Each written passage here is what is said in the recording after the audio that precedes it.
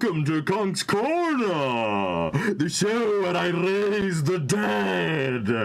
But actually, I'm reading Harry Potter for the first time. Please don't spoil anything. I know Halloween's tomorrow, but I'm not reading tomorrow, so here we go for Halloween today. Dexter's got his little costume on for Hogwarts. He hates it, so I'm probably going to take it off soon. But yeah, this is the show where I read Harry Potter, and I haven't read it before. Please don't spoil anything in the chat or in the comments. I went through my little tickle trunk, and I found this. This is what I got. So I hope it suffices. Oh man, and it is hot. I don't know how long I can do this, but maybe by the time we start, I'm gonna take this off. It's Halloween in some places. That's true. That is true. I called it. I need to have a costume on. I'm so proud Dexter is a Hufflepuff. Yes, he is. He is a Hufflepuff. So, where we left off last time was Harry went and kissed Ginny. He smacked her right in the lips with his lips, not with his hand. He smacked her right in the lips with his lips.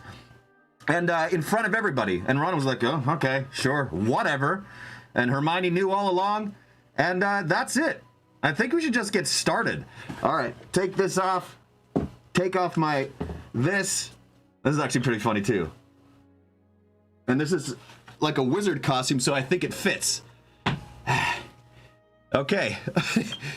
Let's get going. Oh, Dexy. Okay, one hot second, because I'm going to let Dexter out. He's going to stand at the door the whole time. There we go. Get out of here, buddy. Get out. He doesn't want to be there no more. Whoa! I almost slipped and fell completely.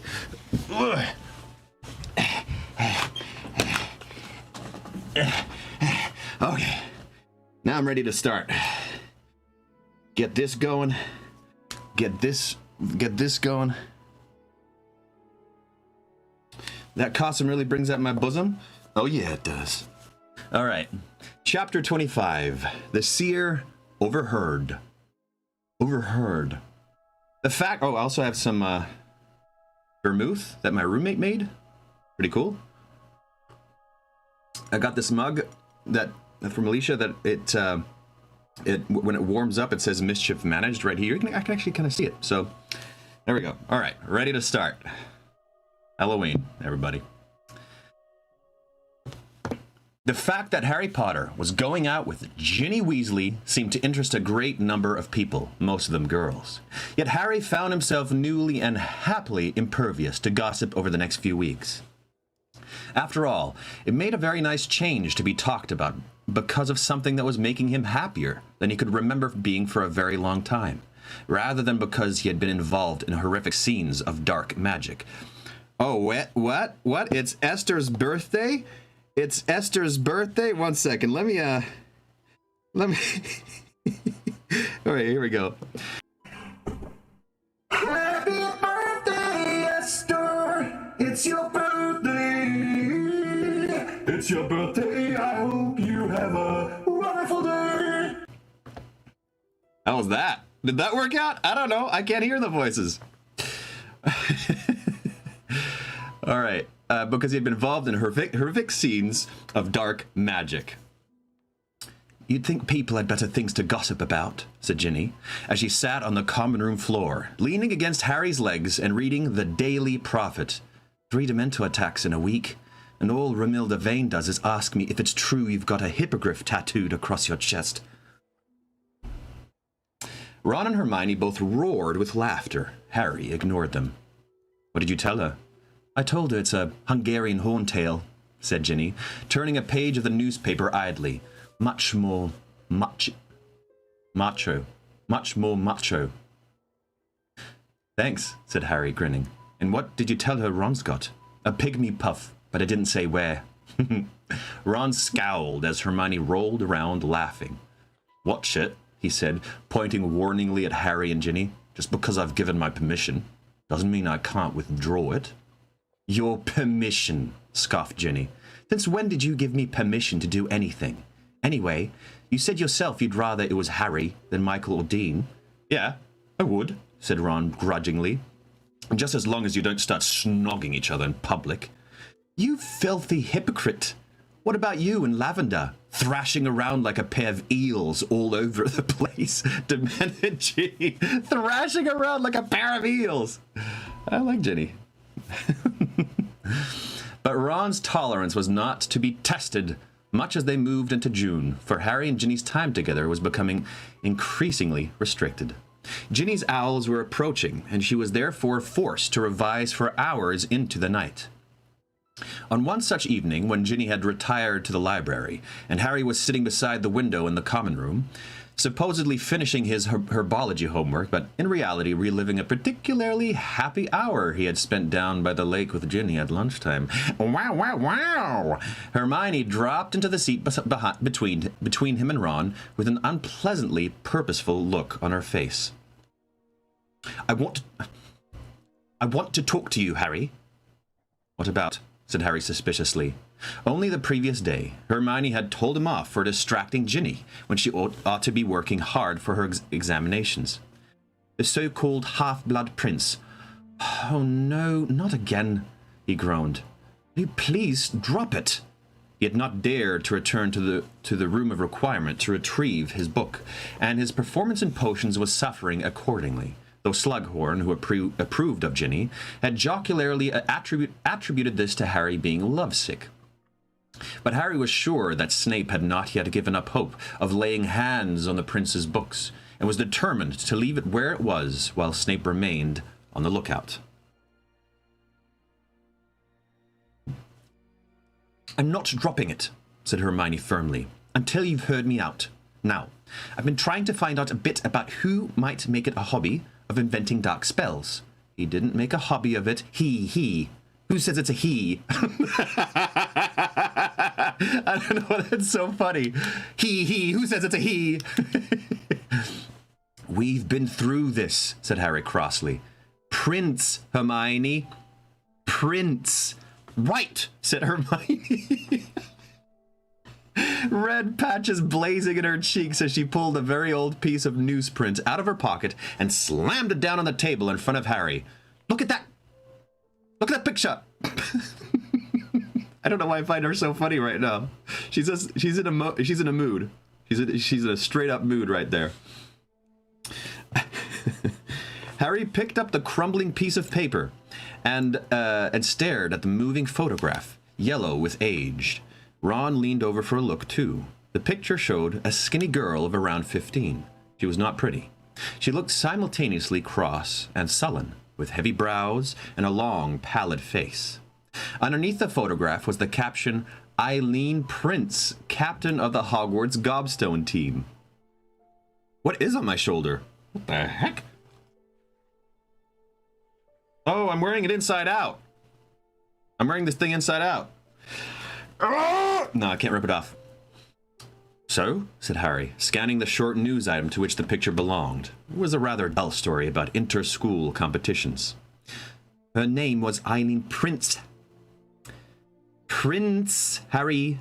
They looked at each other and Harry realized what Hermione was trying to say. He burst out laughing. No way! What? You think she was the half-blood... Oh, come on. Well, why not?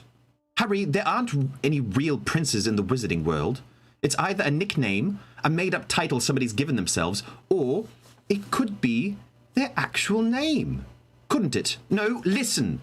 If, say, her father was a wizard whose surname was Prince and her mother was a muggle, then that would make her a half-blood prince.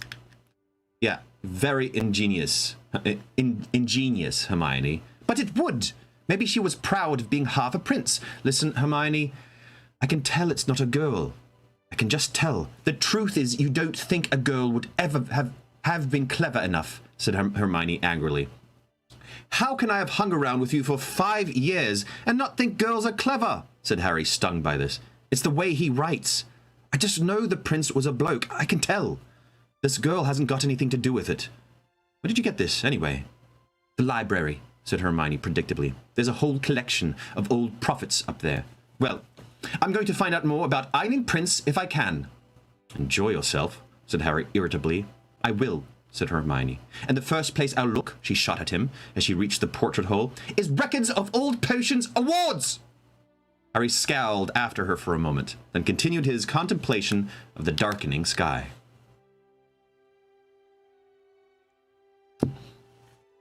She's just never got over you outperforming her in potions, said Ron, returning to his copy of 1,000 Magical Herbs and Fungi. You don't think I'm mad, wanting that book back, do you? Of course not, said Ron robustly. He was a genius, the prince. Anyway, without his bezoar tip, he drew his fingers significantly across his own throat. I wouldn't be here to discuss it, would I? I mean, I'm not saying that spell you used on Malfoy was great. Nor am I, said Harry quickly. But he healed all right, didn't he? Back on his feet in no time. Yeah, said Harry. This was perfectly true, although his conscience squirmed slightly all the same. Thanks to Snape. You still got detention with Snape this Saturday, Ron continued. Yeah, and the Saturday after that, and the Saturday after that, sighed Harry. And he's hinting now that if I don't get all the boxes done by the end of term, we'll carry on next year. He was finding these detentions particularly irksome because they cut into the already limited time he could have been spending with Ginny. Right. Indeed, he had frequently wondered lately whether Snape did not know this, for he was keeping Harry later and later every time, while making pointed asides about Harry having to miss the good weather and the various opportunities it afforded. People are telling their Halloween plans. I want to tell you really shortly a Halloween costume I had one year that I loved. I just wore regular clothes, and I cut out big numbers, put them onto my clothes, and just taped them on in different places. When somebody asked, who are you supposed to be, or what are you supposed to be, I said, someone you can count on. Hey. Harry was shaken from these bitter reflections by the appearance at his side of Jimmy Peakes, who was holding out a scroll of parchment. Thanks, Jimmy. Oh, hey, it's from Dumbledore, said Harry excitedly, unrolling the parchment and scanning it. He wants me to go to his office as quick as I can. They stared at each other. Blimey, whispered Ron. Don't reckon. He hasn't found to go and see, hadn't I? Said Harry, jumping to his feet. Mark, remember that Halloween party when you forgot my name? Okay. I gotta tell you a short story. I'm sorry for interrupting the actual story. Oh man, it was so funny. Okay, so I have a thing. I'm really bad with names. So if I'm put on the spot to just remember a name, I blank on it. This has happened to me on stage with people I've performed for years. When I'm introducing a game, I say, Michael, I forget. There's just part of my brain that doesn't work. So Mark came to a party I had, and I came downstairs and I had this like dog head costume with wings and stuff like that on, and Mark was just like, gave him a hug, and then Mark had an interesting costume on. I was like, what are you supposed to be? I was like, okay, so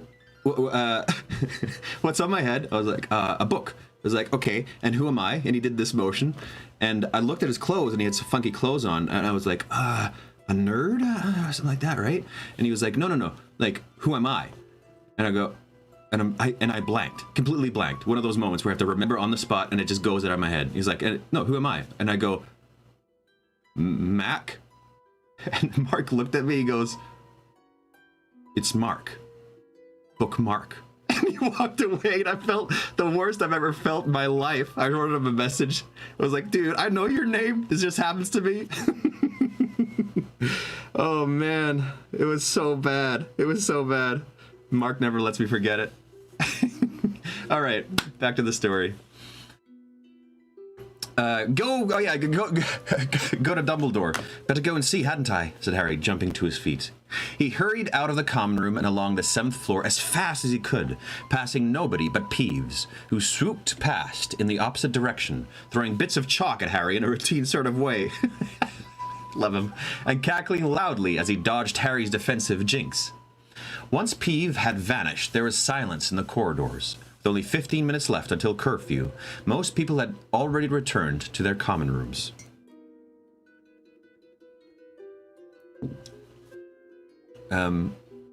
Somebody's yelling. How dare you! Ah! I don't know what's going on. The noise was coming from a corridor nearby. I'm going to put on some creep music. Harry sprinted towards it, his wand at the ready, hurtled round another corner, and saw Professor Trelawney sprawled on the floor, her head covered in one of her many shawls, several sherry bottles lying beside her, one broken. Professor. Harry hurried forwards and helped Professor Trelawney to her feet. Some of her glittering beads had become entangled with her glasses. She hiccuped loudly, patted her hair, and pulled herself up on Harry's helping arm. What happened, Professor? You may well ask, she said shrilly. I was strolling along, brooding upon certain dark portents I happened to have glimpsed. But Harry was not paying much attention. He had just noticed where they were standing. There on the right was the tapestry of dancing trolls, and on the left that smoothly impenetrable stretch of stone wall that concealed... Professor, were you trying to get into the room of requirement? Omens I have vouchsafed. What? She looked suddenly shifty. The room of requirement, repeated Harry. Were you trying to get in there? Well, I didn't know students knew about... Not all of them do, said Harry. But what happened? You screamed. It sounded as though you were hurt. Well, said Professor Trelawney, drawing her shawls around her defensively and staring down at him with her vastly magnificent magnified eyes. I wish to, deposit certain, personal items in the room. And she muttered something about nasty incantations, nasty accusations. Right, said Harry, glancing down at the sherry bottles. But you couldn't get in and hide them? He found this very odd. Thank you, Sharon. Love your Trelawney voice. That's very nice. He found this very odd. The room had opened for him, after all, when he wanted to hide the half-blood prince's books. Oh, I got in all right, said Professor Trelawney, glaring at the wall. But there was someone already in there. Somebody in... Who? Demanded Harry. Who was in there? I have no idea, said Professor Trelawney, looking slightly taken aback at the urgency in Harry's voice. I walked into the room, and I heard a voice, which has never happened before in all my years of hiding. Of using the room, I mean. A voice? Saying what? I don't know what it was saying, that it was saying anything, said Professor Trelawney. It was whooping. Whooping? Gleefully, she said, nodding. Harry stared at her. Was it male or female? I would hazard a guess. Male, said Professor Trelawney, and it sounded happy. Very happy, said Professor Trelawney sniffily, as though it was celebrating. Most definitely. And then I called out, "Who's there?" You couldn't have found out who it was without asking? Harry asked her, slightly frustrated. The inner eye, said Professor Trelawney with dignity, straightening her shawls and many strands of glittering beards, was fixed upon matters well outside the mundane realms of whooping voices. She's so... Oh, man.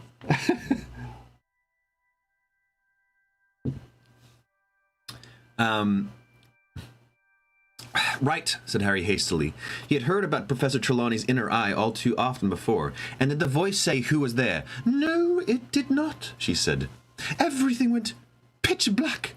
And the next thing I knew, I was being hurled head first out of the room. She's so dramatic. And you didn't see that coming? Said Harry, unable to help himself. No, I did not. As I say, it was pitch... She stopped and glared at him suspiciously. I think you'd better tell Professor Dumbledore, said Harry. He ought to know Malfoy's celebrating... that someone threw you out of the room. To his surprise, Professor Trelawney drew herself up at the suggestion, looking haughty. The headmaster has intimated that he would prefer a few visits from me, she said coldly.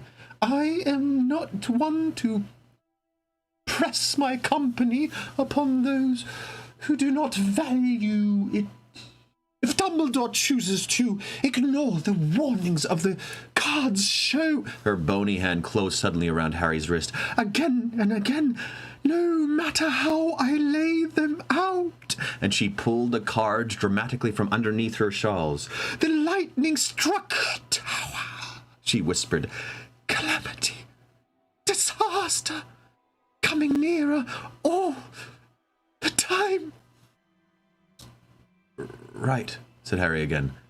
Well, I still think you should tell Dumbledore about this voice and everything going dark and being thrown out of the room.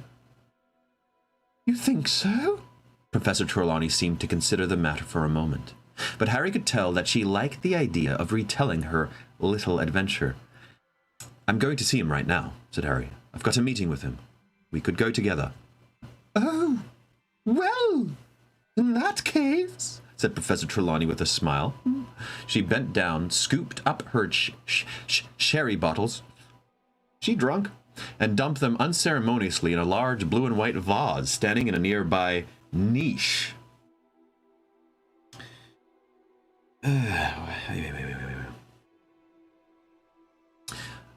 Oh, yeah. I miss having you in my classes, Harry, she said soulfully as they set off together. You were never much of a seer, but you were a wonderful object. Harry did not reply. He had loathed being the object of Professor Trelawney's continual predictions of doom. That thing is annoying me. I'm just going to cut it off. If I can. Ugh. Get out of here. It's like a mattress. You're not allowed to cut it or else you get locked up in jail.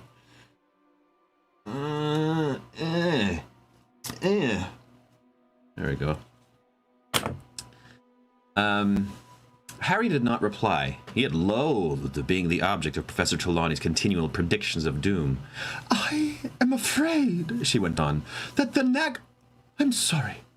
The centaur knows nothing of what? Cartomancy. What's that? I asked him, one seer to another, had he not too sensed the distant vibrations of coming catastrophe? But he seemed to find me almost comical. Yes, comical.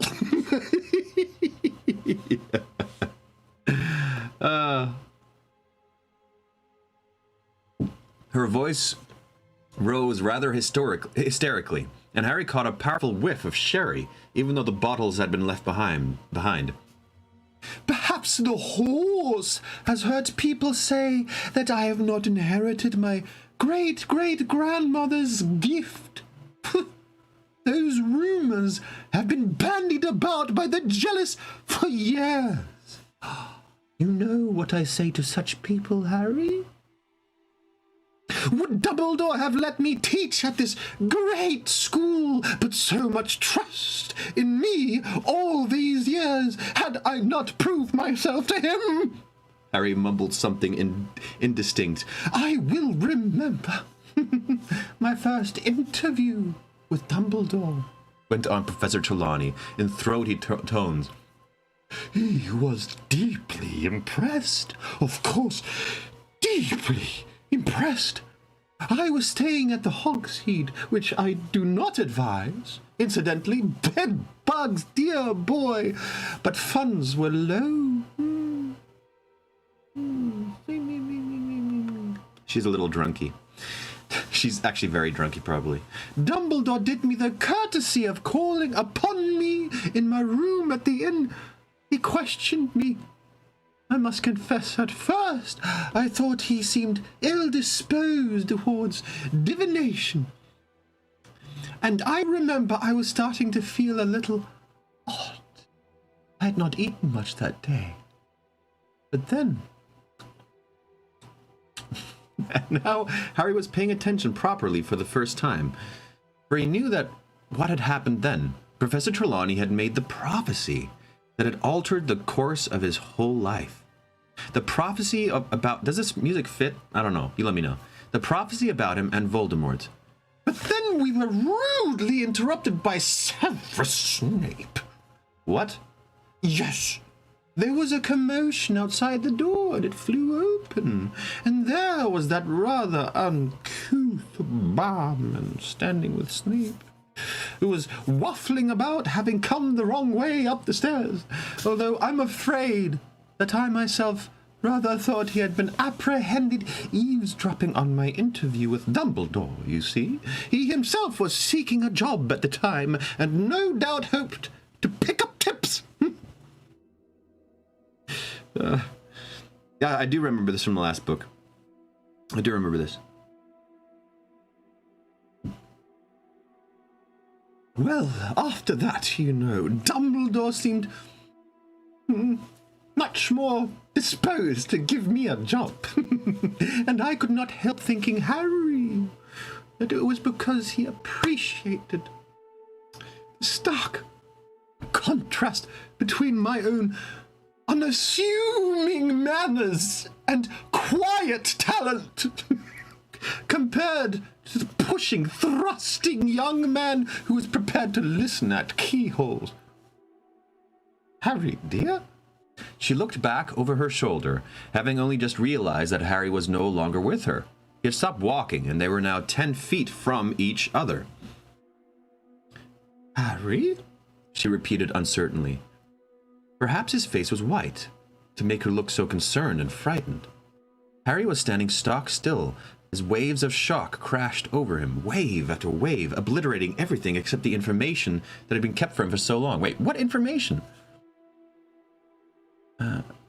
Standing with Snape, who was waffling about having the wrong way up the stairs, eavesdropping my interview with Dumbledore. Seeking a job at the time. What's the information? I guess I gotta keep reading. Snape and Peter. It was Snape who had carried the news of the prophecy to Voldemort. Snape and Peter Pettigrew. It was Snape who had overheard the prophecy. Oh, Snape and Peter Pettigrew together had sent Voldemort hunting after Lily and James and their son. Oh, I wonder if that's true. Oh. I think that Dexter wants back in the room. He's scratching at the door. Okay, 1 second. So Snape... Well, okay, Snape and Peter Pettigrew. Peter Pettigrew could have done it too. He could have done it too. Okay. Oh, no, Dexter's not there. I thought he was, but he's not. Okay. So it could have been Snape. So like that dual Snape thing might still be going on. Or maybe he did betray them. I don't know. Nothing else mattered to Harry just now. Harry? Said Professor Trelawney again. Harry? I thought we were going to see the headmaster together. I don't know if that would fit. You stay here, said Harry through numb lips. But dear, I was going to tell him how I was assaulted in the room of... You stay here, Harry repeated angrily. She looked alarmed as he ran past her, round the corner into Dumbledore's corridor, where the lone gargoyle stood sentry. Harry shouted the password at the gargoyle and ran up the moving spiral staircase 3 steps at a time. He did not knock upon Dumbledore's door. He hammered, and the calm voice answered, "Enter," after Harry had already flung himself into the room. Fawkes the Phoenix looked around, his bright black eyes gleaming with reflected gold from the sunset beyond the window. Dumbledore was standing at the window looking out at the grounds, a long, black traveling cloak in his arms. "Well, Harry, I promised that you would come to me." For a moment or two, Harry did not understand. The conversation with Trelawney had driven everything else out of his head, and his brain seemed to be moving very slowly. Come? With you? Only if you wish it, of course. Oh, the mission? To get the last Horcrux? Oh, damn! Oh, wow! They're going for it! Oh, wow.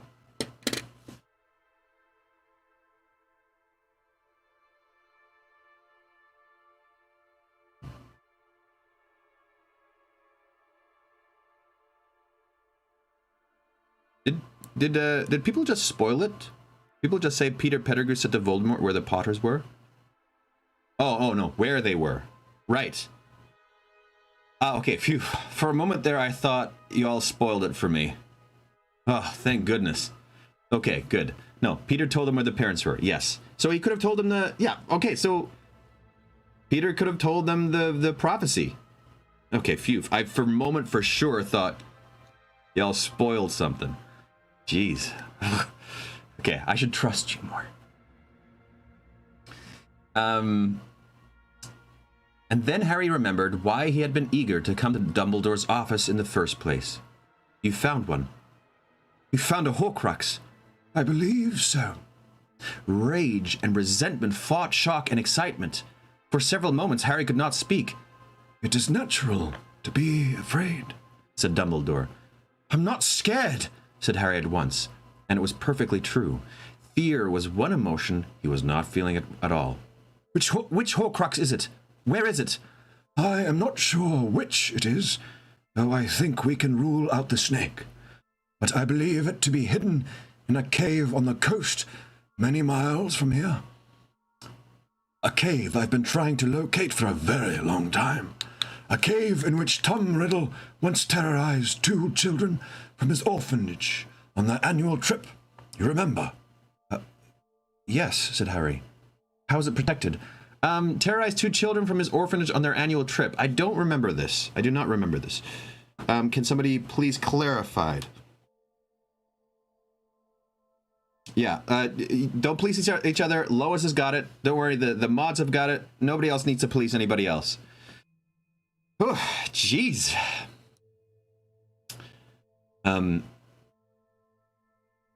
Yes, said Harry. How is it protected? I do not know. I have suspicions that may be entirely wrong. Dumbledore hesitated, then said, Harry, I promised you that you could come with me, and I stand by that promise. But it would be very wrong of me not to warn you that this will be exceedingly dangerous. I'm coming, said Harry, almost before Dumbledore had finished speaking. Boiling with anger at Snape, his desire to do something desperate and risky had increased tenfold in the last 2 minutes.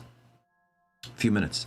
This seemed to show on Harry's face, for Dumbledore moved away from the window and looked more closely at Harry, a slight crease between his silvery eyebrows. What has happened to you? Nothing, lied Harry promptly. What has upset you? I'm not upset. Harry, you were never a good occlumens. The word that was the spark that ignited Harry's fury.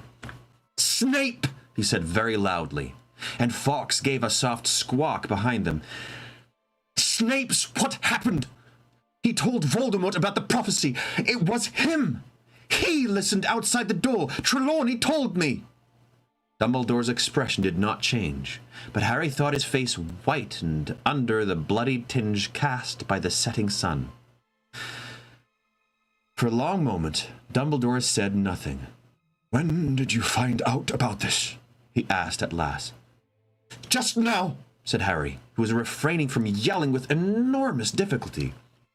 And then, suddenly, he could not help himself. And you let him teach here, and he told Voldemort to go after my mum and dad!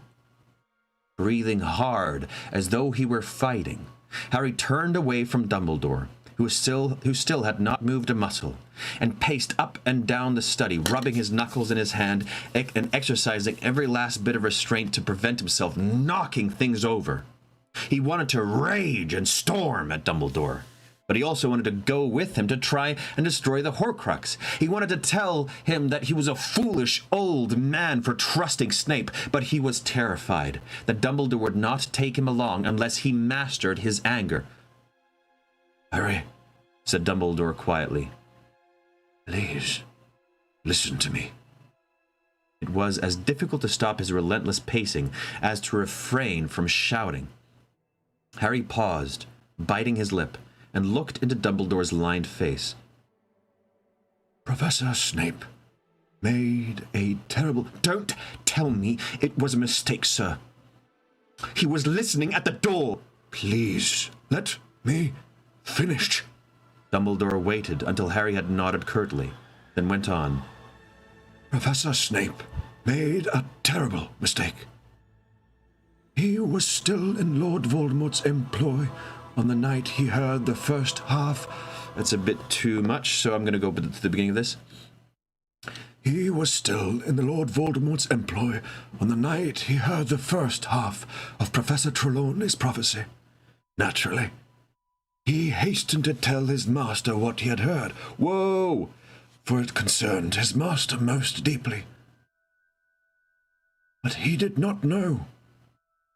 He had no possible way of knowing which boy Voldemort would hunt from then on onwards, or that the parents he would destroy in his murderous quest were people that Professor Snape knew. That they were your mother and father. Harry let out a yell of mirthless laughter. He hated my dad like he hated Sirius. Haven't you noticed, Professor, how the people Snape hates tend to end up dead? You have no idea of the remorse Professor Snape felt when he realized how Lord Voldemort had interpreted the prophecy, Harry. I believe it to be the greatest regret of his life, and the reason that he returned. But he's a very good Occlumens, isn't he, sir? Said Harry, whose voice was shaking with the effort of keeping it steady. And isn't Voldemort convinced that Snape's on his side? Even now. Professor, how can you be sure Snape's on our side? Dumbledore did not speak for a moment. He looked as though he was trying to make up his mind about something. This is crazy, by the way. So it was Snape that told him? That's nuts. Harry's parents died because Snape... Oh, damn. That's crazy. Oh. Okay, this is nuts. Wow, wow, wow.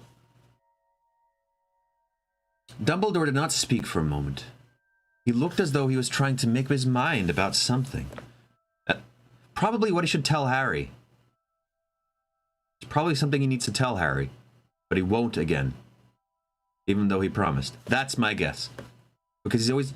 I think that's what's happening always, Dumbledore. Anytime he makes his mind up about something, it's always like, when do I tell him this, and how much do I tell him? He's always like testing and seeing, but he's not testing him right now. But I think he's thinking of, what should I tell him? At last he said, I am sure. I trust Severus Snape completely. Harry breathed deeply for a few moments in an effort to steady himself. It did not work. Well, I don't, he said as loudly as before. He's up to something with Draco Malfoy right now, right under your nose. And you still... We have discussed this, Harry, said Dumbledore, and now he sounded stern again. I have told you my views. You're leaving the school tonight, and I'll bet you haven't even considered that Snape and Malfoy might decide to... Do what? Asked Dumbledore, his eyebrows raised. What is it that you suspect them of doing, precisely? They're up to something, said Harry, his hands curled into fists as he said it. Professor Trelawney was just in the room of requirement, trying to hide her sherry bottles, and she heard Malfoy whooping, celebrating. He's trying to mend something dangerous in there, and if you ask me, he's fixed it at last, and you're about to just walk out of the school without... Enough, said Dumbledore. He said it quite calmly. I'm going to go back to that video. Enough. Enough. And yet Harry fell silent at once. No. Enough. He knew that he had finally crossed some invisible line. Do you think that I have once left the school unprotected during my absences this year? I have not. Tonight, when I leave, there will be additional protection in place. Please, do not suggest that I do not take the safety of my students seriously, Harry. I didn't, mumbled Harry, a little abashed, but Dumbledore cut across him. I do not wish to discuss the matter any further. Harry bit back his retort, scared that he had gone too far, that he ruined his chance of accompanying Dumbledore. But Dumbledore went on. Man, oh man, oh man.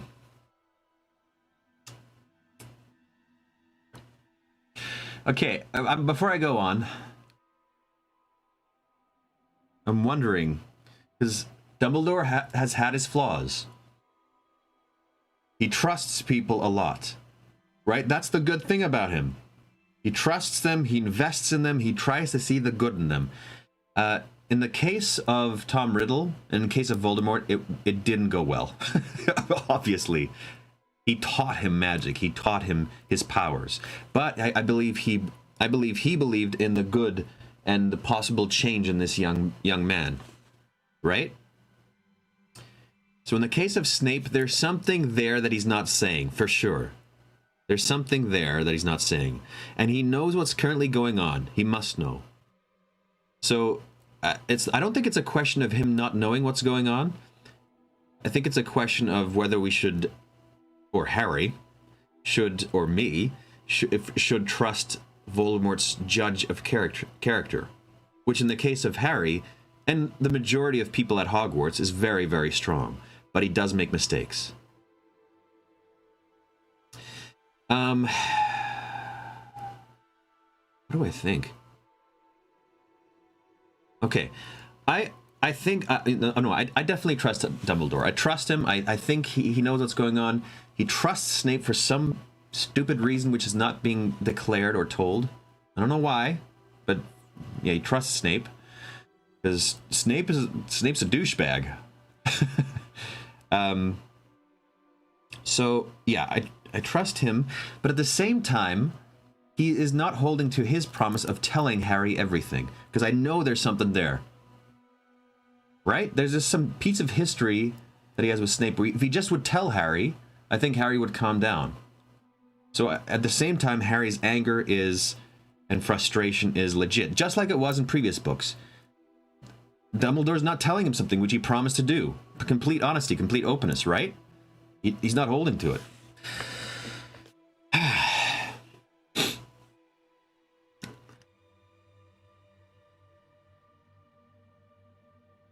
Okay, let's keep going.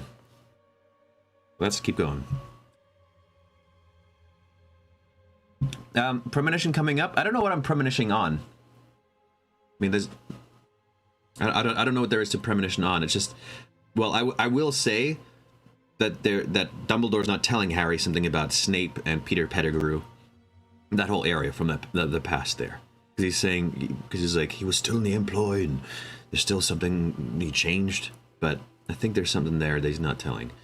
But that's all I got. I don't know what I should premonish on.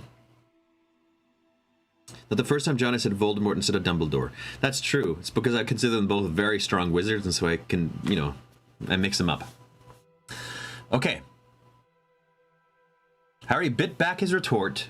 And also, like, how intense. I think this is the most angry Harry has been at Dumbledore. Harry bit back his retort, scared that he had gone too far, that he had ruined his chance of accompanying Dumbledore. But Dumbledore went on. You wish to come with me tonight? Yes, said Harry at once. Very well, then. Listen. Dumbledore drew himself up to his full height. I take you with me on one condition. That you obey any command I might give you at once, and without question. Of course. Be sure to understand me, Harry. I mean that you must follow or even such orders as run, hide, or go back. Do I have your word? Yes, of course. If I tell you to hide, you will do so. Yes. If I tell you to flee, you will obey. Yes. If I tell you to leave me and save yourself, you will do as I tell you. Harry. They looked at each other for a moment. Yes, sir. Very good. Then I wish you to go and fetch your cloak and meet me in the entrance hall in 5 minutes' time. Dumbledore turned back to look out of the fiery window. The sun was now a ruby-red glare across the horizon. Harry walked quickly from the office and down the spiral staircase. His mind was oddly clear all of a sudden. He knew what to do. Heck no, I don't think I could obey that command. Ron and Hermione were sitting together in the common room when he came back. What does Dumbledore want? Hermione said at once. Harry, are you okay? She added anxiously. I'm fine, said Harry shortly, racing past them. He dashed up the stairs and into his dormitory, where he flung open his trunk and pulled out the Marauder's map and a pair of balled-up socks. Why is he pulling out the Marauder's map? Oh, maybe on the way to look at where Draco is or something. Then he sped back down the stairs and into the common room, skidding to a halt where Ron and Hermione sat, looking stunned. You know what I'm going to do from now on, actually? While I'm reading the chat? Because what I do is usually scan what are people saying and so on. I'm going to look a bit behind from where people are chatting just to give Lois... I should have done this way earlier. To give Lois enough room and the other mods enough room to cancel out spoilers. Just so that I know that I'm not reading anything that is being spoiled, because I go down to the newest response. Because, I don't know, this is the end of book 6. It's so close to the end, and I just don't want anything spoiled. Just in case somebody messes up. If somebody messes up, that's okay, but that's what I'm going to do from now on. And so I might read your comments that are a bit behind than usual. Okay.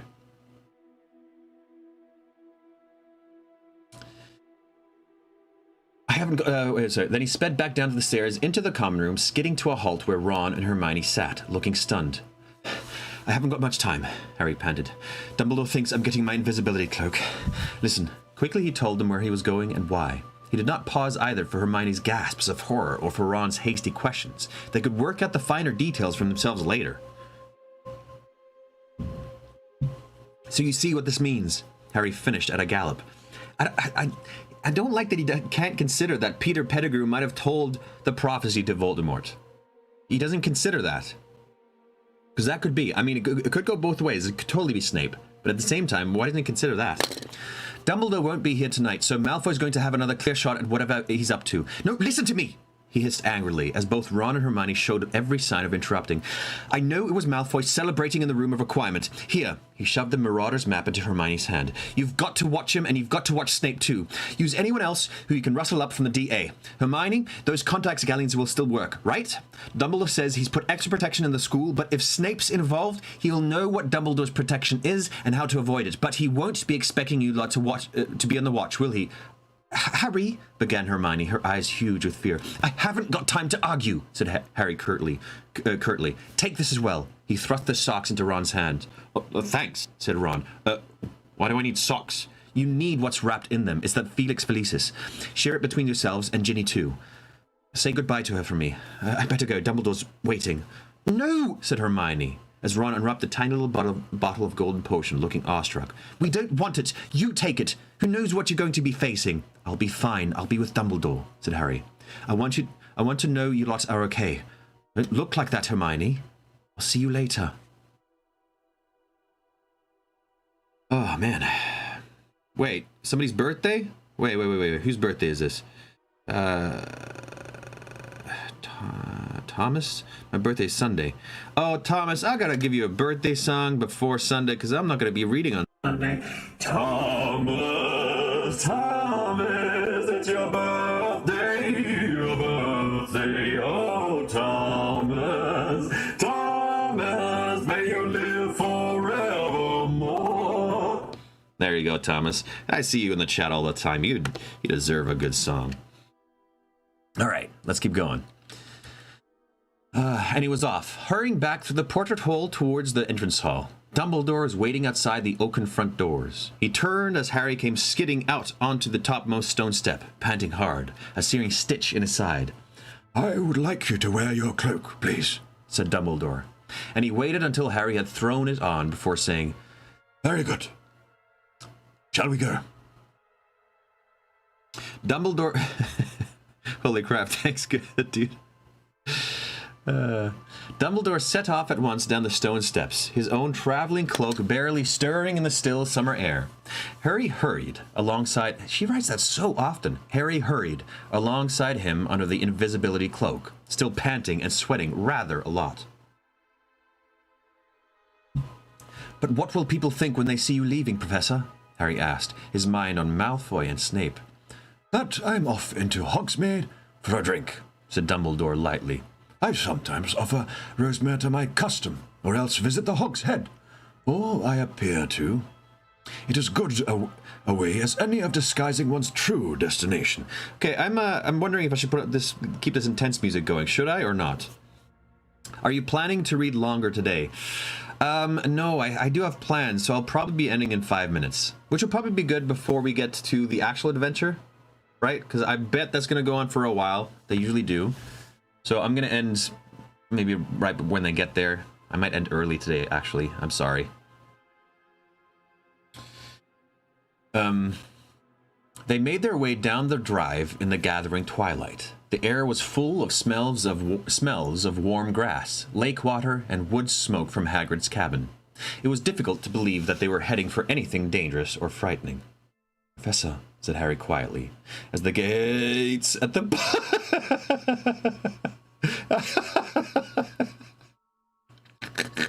as the gates at the bottom of the drive came into view. Will we be apparating? Yes, said Dumbledore. You can apparate now, I believe. Yes, said Harry, but I haven't got a license. He felt it best to be honest. But what if he spoiled everything by turning up 100 miles from where he was supposed to go?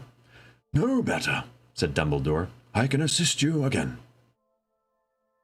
They turned out of the gates into the twilight, deserted lane to Hogsmeade. Darkness descended fast as they walked, and by the time they reached the High Street, night was falling in earnest. Lights twinkled from windows over shops, and as they neared the Three Broomsticks, they heard raucous shouting. "And stay out!" shouted Madame Rosmerta, forcibly ejecting a grubby-looking wizard. "Oh, hello, Albus. You're out late." Good evening, Rosmerta. Good evening. Forgive me. I'm off to the Hog's Head. No offense, but I feel like a quieter atmosphere tonight. A minute later, they turned the corner into the side street where the Hog's Head sign creaked a little, though there was no breeze. Is this crazy that he's going on a mission, like a dangerous mission with Voldemort? That's pretty cool. In contrast to the Three Broomsticks, the pub appeared to be completely empty. It will not be necessary for us to enter, muttered Dumbledore, glancing around. As long as nobody sees us go. Now, place your hand upon my arm, Harry. There is no need to grip too hard. I'm merely guiding you. On the count of 3. 1, 2, 3. Harry turned. At once, there was a horrible sensation that he was being squeezed through a thick rubber tube. He could not draw breath. Every part of him was being compressed, almost past endurance. And then, just when he thought he must suffocate, the invisible band seemed to burst open, and he was standing in cool darkness, breathing in lungfuls of fresh, salty air. End of the chapter. Works out great. Chapter 26. The Cave. With Voldemort. Harry gone over to the dark side. Harry and Voldemort's amazing adventure. Harry and Voldy on an adventure together. Can't stay away. We'll listen to the end unless I fall asleep. We will always err on the side of caution, folks. Okay. So, next, on Monday, we're going to break for the weekend. On Monday, we will be back for The Cave. That's a great chapter. You know, great writing. You know, I come from the background of theater, acting, plays. Plays are usually a bit more... I mean, good art. Like, good written scenes, whether it's movies, plays, books, characters in most scenes. What makes it great is that you can understand both people's motivations and reasons for how they're acting and agree with both of them. That's what makes it really interesting. It's almost like Black Panther. You know, Marvel movies, I love Marvel movies. They're awesome. But I find, what's his name again? Oh, the bad guy in Black Panther. I forget his name. Jordan, what's his face plays him? No. Jordan? Yeah. Anyway, the character's so great because the whole time through, well, especially when his motivations are revealed, I won't reveal it unless, you know, somebody hasn't seen it yet. But I'm just saying that I was so on board with his motivations too. I was like, it makes sense that you're acting the way you're acting. It makes total sense. And so, and that's why I like him most out of all the bad guys in all Marvel movies, because of that. So the same with a lot of scenes here. You know, sometimes you get frustrated with somebody, but you always can understand the motivations and why they're acting. It's like, oh, it makes sense. It makes sense. Killmonger. Yeah, Killmonger.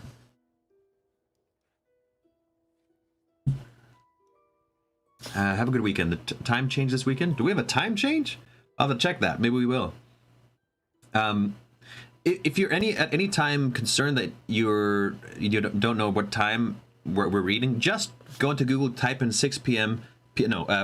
Time right now or time now PST. Then it'll tell you exactly what time it is. I always read at 6 p.m. PST. So you'll know by that. Time change tomorrow. Okay. Okay, great. All right, everybody. I will see you on Monday. Much love. I will tell you once more, because I haven't in a while, you are valued. No, you have value. You have meaning, and you are loved. So please have a great weekend. Tell somebody else something great about them. Tell yourself something that somebody else would tell you about, so that's great about you. You know, move away from complaints. Move into what can be changed and what's good, and thankfulness if you can. You know, it's easy to say, but just want to leave you with that for the weekend. I will see you on Monday. Much love to you all. Bye-bye. Happy Halloween.